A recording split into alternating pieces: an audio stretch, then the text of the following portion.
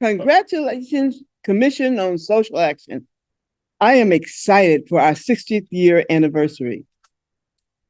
60 years ago, Bishop Frederick James brought to the attention of the church that with all of the issues of liberation, reconciliation, and justice, that we needed a commission on social action. It is now 60 years later, and we're still doing the same with liberation, justice, reconciliation, and loving people, all humanity. Congratulations, Dr. Jackie DuPont Walker. Congratulations to all who have served. Thank you for 60 good years. Good afternoon, Church of Allen. It's our watch. It's our time. Let me take you back a little. In 1964 in Cincinnati, Ohio, the AME Church met at its general conference. It was the same time that we were trying to get the Civil Rights Bill passed in Washington, D.C. One clergy person understood the significance of the time frame, and he had invited 3 guests, he thought: Dr. Martin Luther King, Brother A. Philip Randolph, and Brother Roy Wilkins. For those of us who weren't around then, Brother Roy Wilkins was the president of the National NAACP, and Brother A. Philip Randolph was the head of the Pullman's Porter Union. We had a lot of business to take care of, as we always do. And so it was felt maybe it was an imposition to have these guests at our conference. And as they began to explain to that clergy person, Reverend Frederick Calhoun James, that was perhaps too much business to take care of these guests, 2 of them piped up and probably for the first time publicly acknowledged that they were AMEs, born and bred AMEs, Brother A. Philip Randolph and Brother Roy Wilkins. Well, you can't be rude to family. And so they were given the opportunity to speak.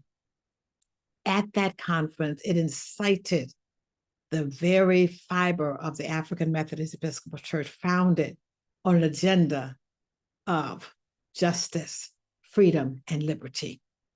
And so the Reverend James brought forward legislation to create a social action department. While it did not get passed as a department, it did pass as a social action commission. So today, join me in celebrating the 60th anniversary of the establishment of the Social Action Commission of the African Methodist Episcopal Church.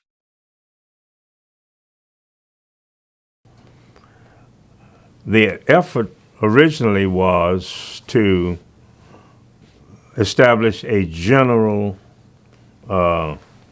officership of social action in AME Church. But that just would not fly. And I had to go back in order to save it, change that concept from a general office to a commission, which I did.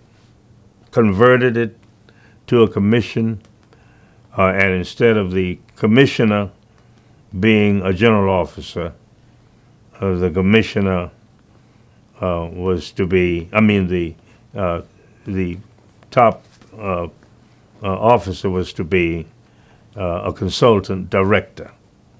Consultant and director, that language, consultant slash director, dash director, that did prove, and making it without Sarah.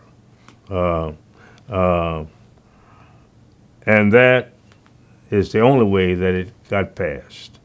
It did not cost the church the cost of a general officer, and it did not threaten anything or anybody's position.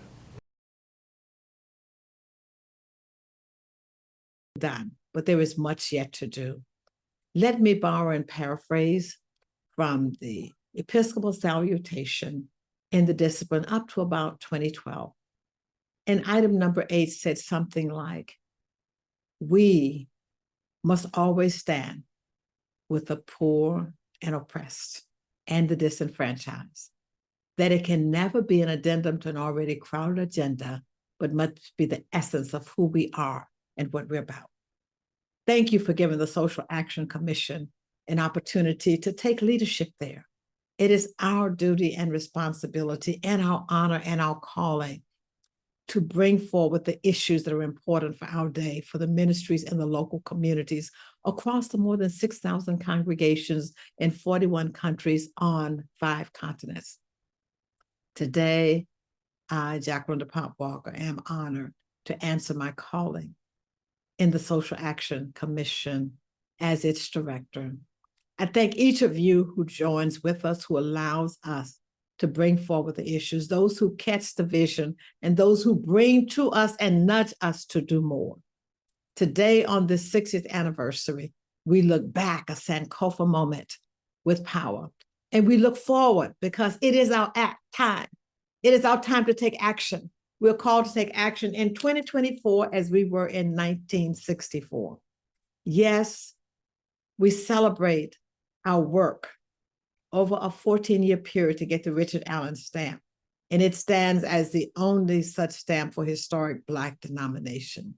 Yes, we initiated the action of bringing key stakeholders to our General Conference running to be president of the United States.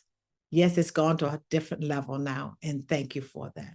Yes, the issue of climate change is alive and well, and we have an ambassadors program that today you can go and become an ambassador, not only for your personal stewardship, but for the corporate stewardship of your local congregations.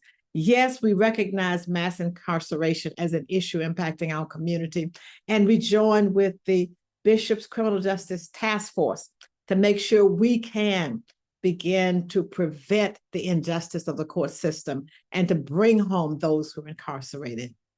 Yes, we have the health and wellness of our community to take in consideration. And we were the bomb during the Affordable Care Act effort to get it passed. Yes, it was called Obamacare then. It is still Obamacare. And we were thought to be the very best and effective faith group. But going forward, there is still much for us to do. And we look forward to working with you in a much more powerful way, starting with voting. We are so pleased to partner with AMEV Alert in order to get that work done. So now, less than 3 months from election, let me call you to ensure that when we answer the question on our local pastors forum, how many registered voters do we have? That each one of us will endeavor to have our church have the number we present equal to the number of eligible voters. Please, in this last cycle in South Africa, the AMEV Alert and Social Action Commission were able to combine and work with the 15th and 19th districts at the call of the bishops. We're ready to go to all 41 countries we're called. We're ready to help resource.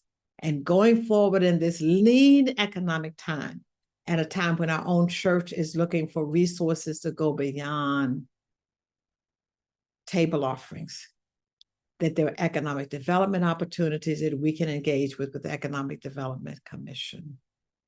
Thank you, Reverend Frederick Calhoun James, for standing up. Thank you that as a bishop you supported. And thank you that even as in retirement, you came to us to say, thank you for carrying on the vision.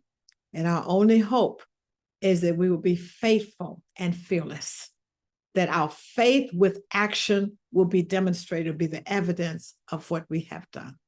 Because we truly understand that faith and fear cannot inhabit the same space. The Reverend Dr. John Q. Owens, African Methodist Episcopal Church, doing God's will, God's work, God's way.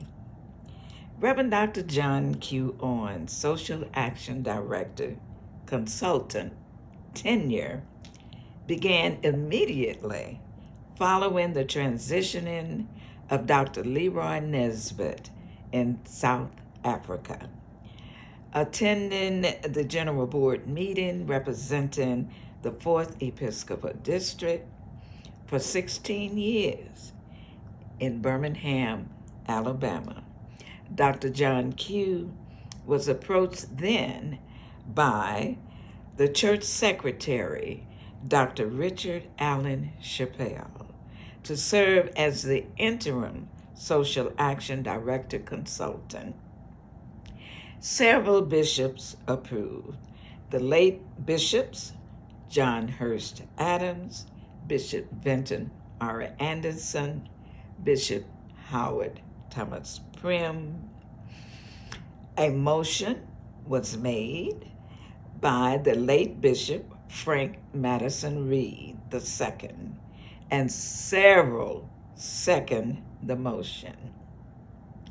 Dr. Owens served faithfully with his spouse, Dr. Dorothy, with perfect attendance over 21 years on the connectional level, pastored over 40 years, and retired from the church under Bishop John Bryant, who is now retired. Dr. John Q. Owens, Social Action Director, Consultant Commission chairs were the late Bishop H. Hartford Brookins, short term, the late Bishop Henry Allen Beelan Jr., Bishop John Richard Bryant, the late William Philip DeVoe, the late Bishop Richard Franklin Norris, and Bishop Carolyn Tyler Guidry. The late Dr. John Q. Owens, 1926-2023. Connoisseur was the brainchild of Dr. John Q. Owens and his beloved wife, our founding president, Dr. Dorothy Owens. In 1989, we were born. Our mission, our goal, our desire is to do nothing more but, first of all, to praise God, and secondly, to uphold the clergy family. Within our organization, we try to uplift the sitting clergy family, always remembering the widows and the widowers, and supporting and celebrating the good works of our babies, our PKs. We do this through our annual scholarship program that we sponsor at generally the General Board, and this year at General Conference. Our first president, our founding president, as we love to call, is Dr. Dorothy Owens. She's followed by Mrs. Ora Easley, then Mrs. Frida Hanley Johnson. Our fourth president was our beloved Lula Shaw Cleckley, who went to be with the Lord in 2023. And I am humbled and honored to serve as the fifth sitting president of Connoisseur. I'm Anita Brannon. As I stated, our main thrust is to support the clergy family and to uplift God.